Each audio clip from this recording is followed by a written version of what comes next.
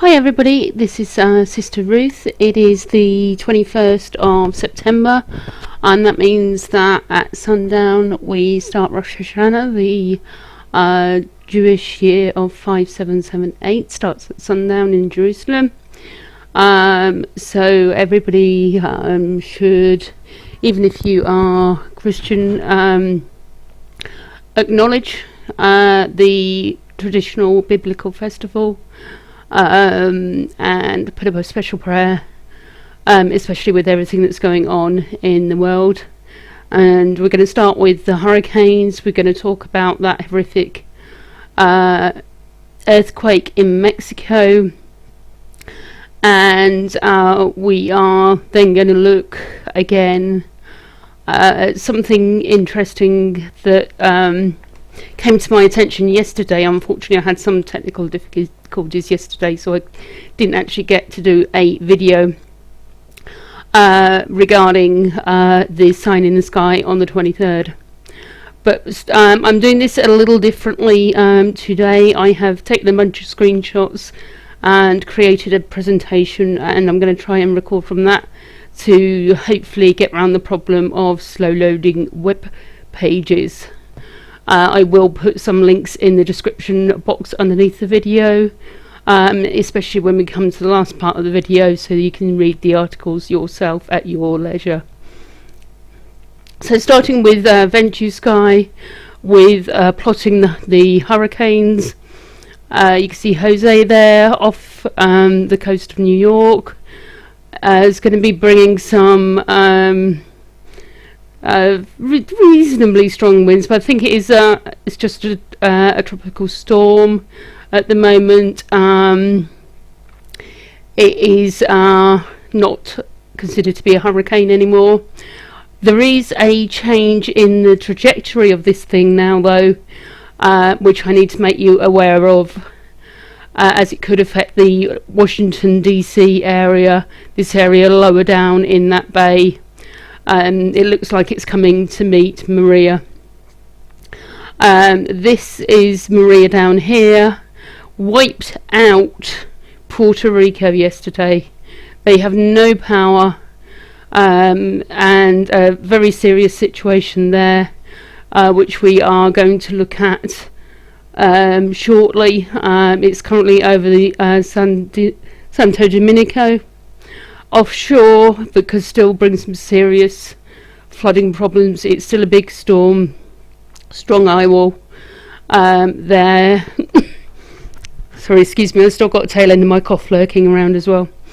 Going to move forward now. 22nd, Jose still off the coast of New York. Maria now moving up north to meet Jose.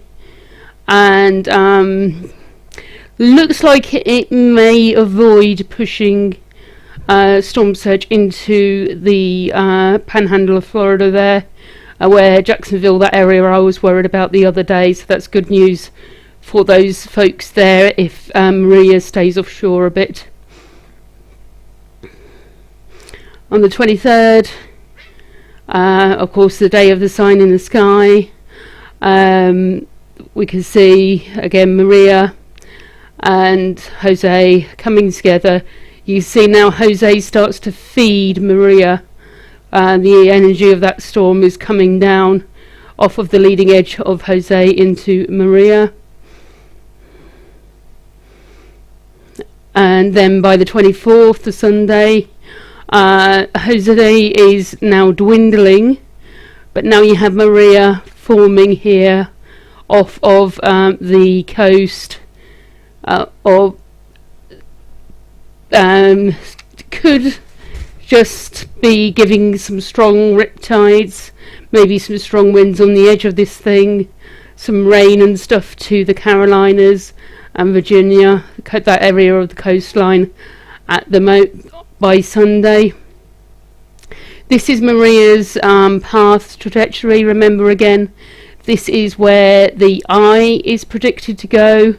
This could change. These storms, as we saw with Irma, can vary off of this path at any time. So you do need to keep your eyes on this thing. It is a big storm, and you can see that by Tuesday they are predicting it to be off the coast of North Carolina there. So the heads up for you guys along the Georgia, South Carolina and North Carolina coast. You need to get your preparation plans into place. This is the spaghetti models for Maria. It looks like it's going to do a big curve and head off to sea. Again, this is a path of the eye wall, or the eye. It could well change, especially when you get more than a couple of days out.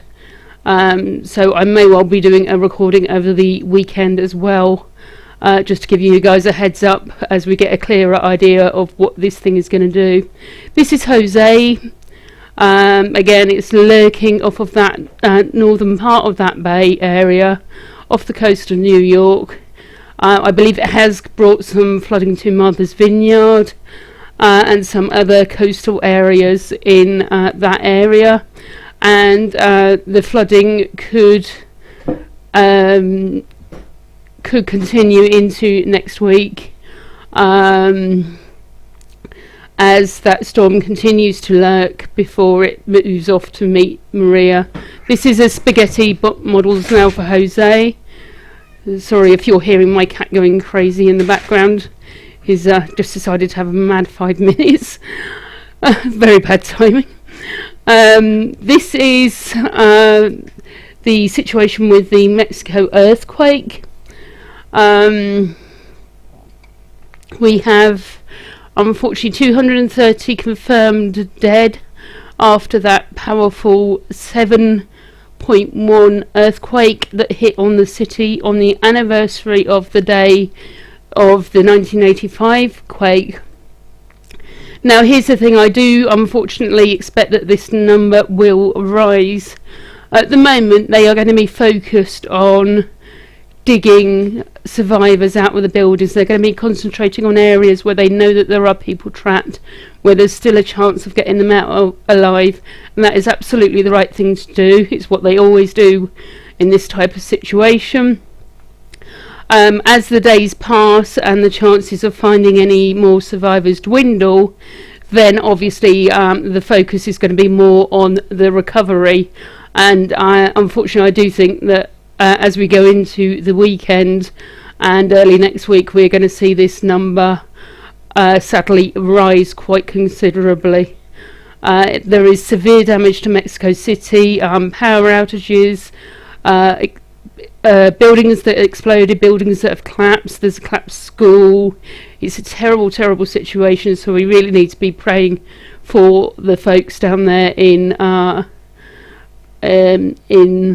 Mexico. This is Puerto Rico, also badly damaged by Maria, and we need to be praying for these folks as well. The area virtually got wiped out, massive flooding. They are reportedly going to be without power for months, possibly up to 6 months, I read in one article. And so we really need to be praying for our brothers and sisters on these islands that have been hit by both Irma and Maria.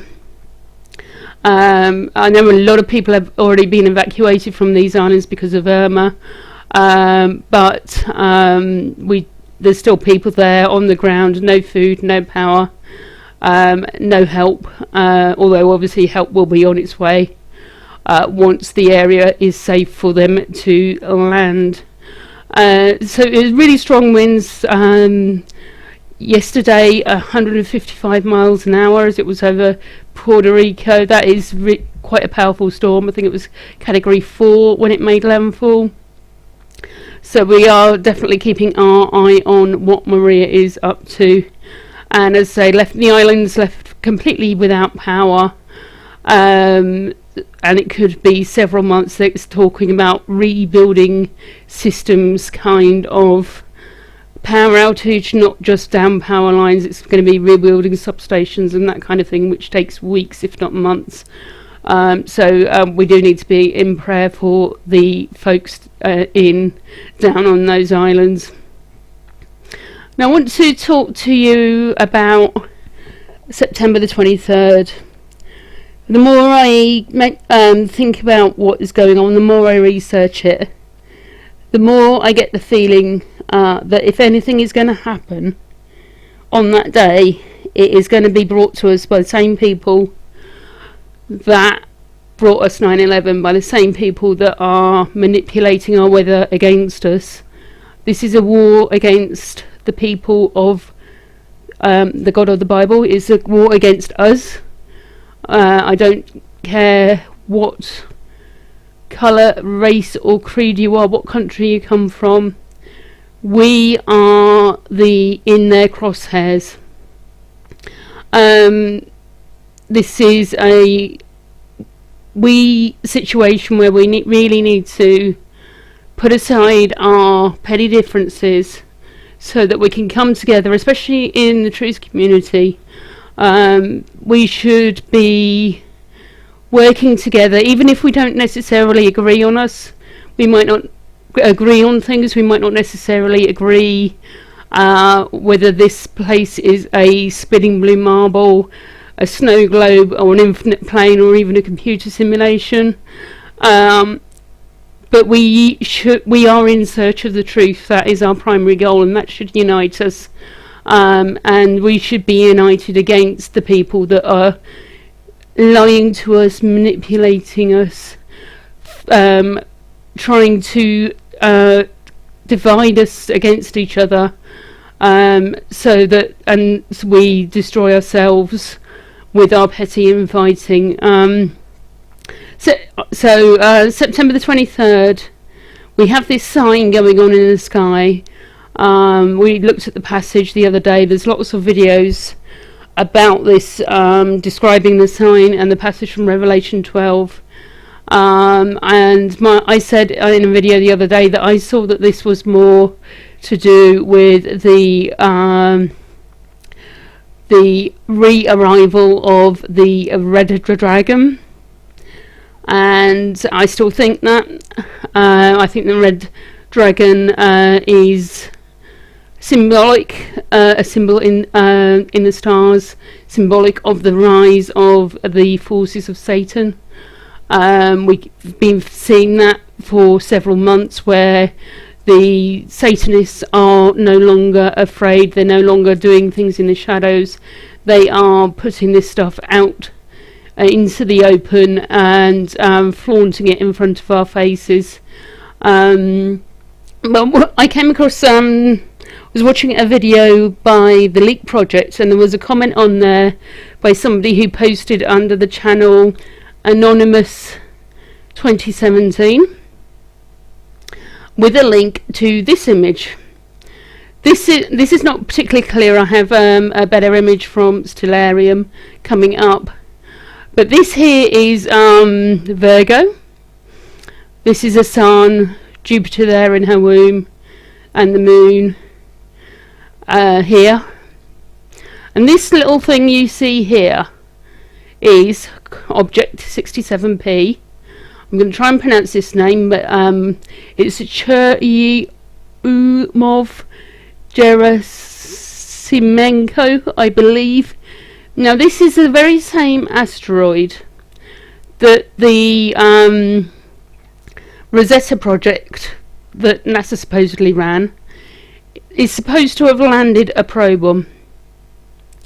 And this is on the 23rd at 1 AM in Europe / London. So at the same time that Virgo is giving birth to Jupiter, there's supposed to be this comet here with a NASA probe on it, supposedly, if we believe that anything NASA says and does is real, which I am extremely dubious about.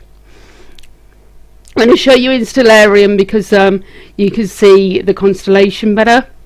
So this is Virgo, and we have Libra here, and we have 67P, where those red markers are pointing to.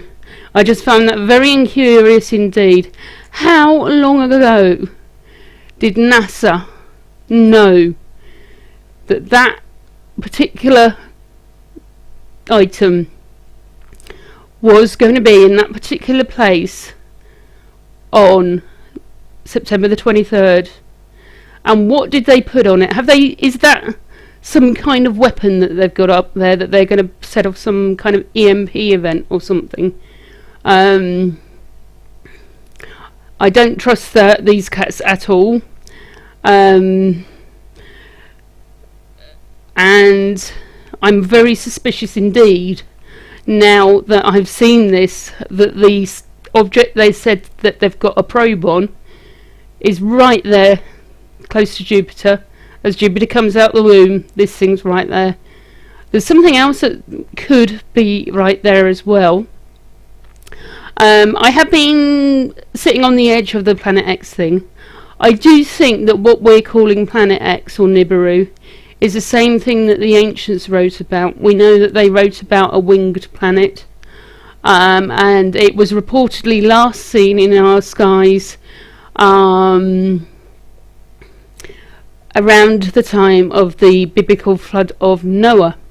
Now, if you remember the words of Yeshua in Matthew 24, Yeshua clearly said that as in the days of Noah, so shall it be at the coming of the Son of Man. So if there was a winged red planet in the skies during the time of Noah, would it be reasonable to expect that if we were entering the time that Yeshua spoke of, with all the earthquakes and the wars and rumours of wars, and the strife between nations and all that kind of stuff that he talked about, would it be reasonable to expect that that same object would appear in our skies today or around this kind of time, if we were entering into that same kind of cycle? I think this is a further indication of the sign that of the times that we are in. Now, as I say, I'm not expecting anything to actually happen on the 23rd. If it does, I do believe it will be brought to us by the cartel. But this next screenshot is from a YouTube video, and I will put the link to this in the description as well. This is in Steve Olsen's WSO channel.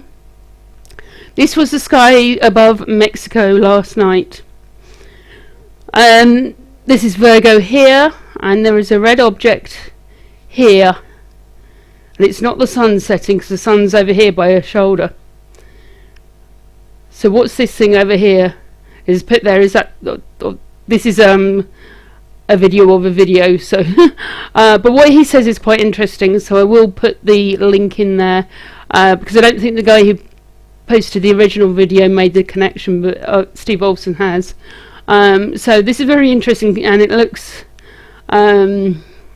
quite strange. So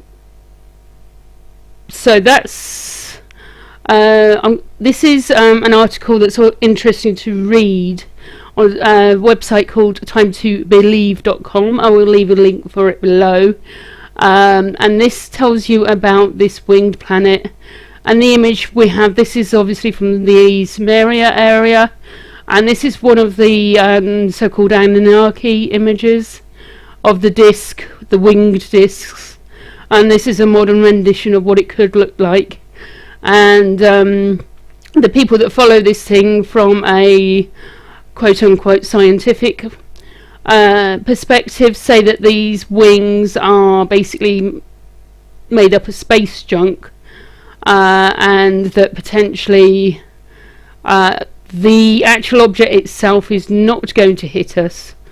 I say again, it's not going to hit us. But the people who study this thing from a physics point of view say that some of this space junk could appear to us as meteorite type events. Now, I am not sure whether I buy into the mainstream story of what these objects actually are. I'm more of an electric universe person, and I do believe that the stars have some kind of consciousness. The Bible does use stars and angels interchangeably. They are messengers. So will they give it a visible sign into the sky to the non-believers? They can also interact with believers as well. So we've seen that several times where angels have appeared on the earth in human form, such as of course the angel Gabriel, when he delivered the message to Mary, the mother of Yeshua, or Miriam as her name should be. So this is just another interesting aspect, that are our skies returning to as they were in the time of Noah? Is this thing coming back? And several of the ancient tribes wrote about this thing or had oral traditions about this thing. I know that there's also the stories of the red kachina and blue kachina, which relates to this thing. So it's very interesting indeed. Could we soon be seeing this with the naked eye? Does this represent a marker point where the powers that shouldn't be will no longer be able to hide this thing? Has that been NASA's mission all along, to hide this thing from public view, rather than to actually do what they're telling us publicly? Just a few thoughts from me. As I say, I do expect us all to still be here on the 24th, unless it is our time to go through either natural events or through something that these guys cook up. I am not expecting. I had to give up on the pre-trib rapture narrative a few months back, because I just wasn't seeing enough scriptural evidence for it. So if you guys are right, I will be high-fiving you when we meet in the sky. But I do expect us to be here for the long haul, and things are likely to get worse before they get better as the dark side rises, as they get ready to bring in the new world order, which has been in the works for centuries. I am expecting that they are going to have to pull off some kind of big event soon. The reason for that is that we are exposing them. They do not like being exposed. We see all this nonsense with their Russian narrative falling apart.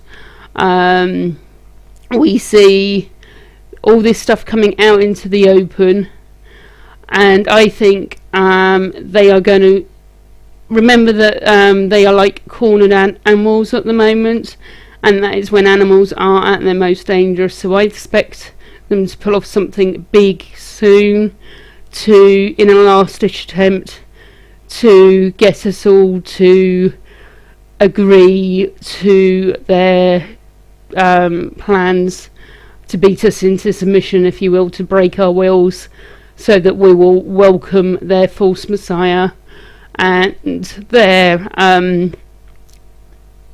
beast system, which is rising as we speak. Do find it interesting that CERN will be opening its doors, switching the machine back on Saturday, the 23rd. And there was also an article I saw yesterday. I didn't actually get a screenshot of it, but I will find it and put a link in the video, that they are going to use Harp to create an artificial Aurora over the weekend. Are we going to see some kind of Project Bluebeam event, and some kind of staged event in the sky?